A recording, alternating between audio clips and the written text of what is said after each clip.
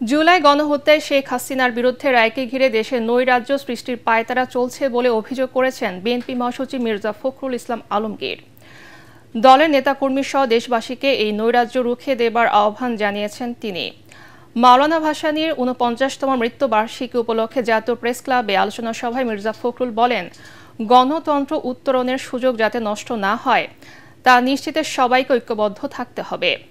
নানা অনিশ্চয়তার মধ্যেও দেশ যখন নির্বাচনমুখী তখন একটি মহল নির্বাচনকে বিলম্বিত করার চেষ্টা করছে বলেও অভিযোগ করেন তিনি। কাল বিলম্ব না করে নির্বাচন প্রক্রিয়ায় সমর্থন জানাতে অন্যান্য রাজনৈতিক দলের প্রতি আহ্বান জানান বিএনপি মহাসচিব।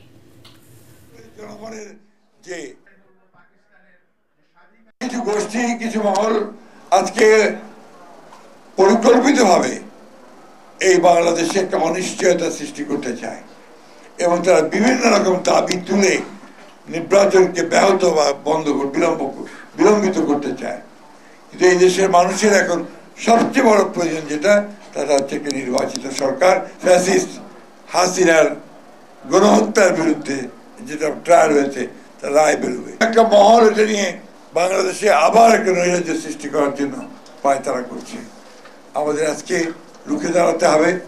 বাংলাদেশের এই বাংলাদেশের ছাত্রদের অভ্যুত্থানের মধ্য দিয়ে যে সুযোগ আমরা পেয়েছি সেই সুযোগ যেন আমরা নষ্ট না করি।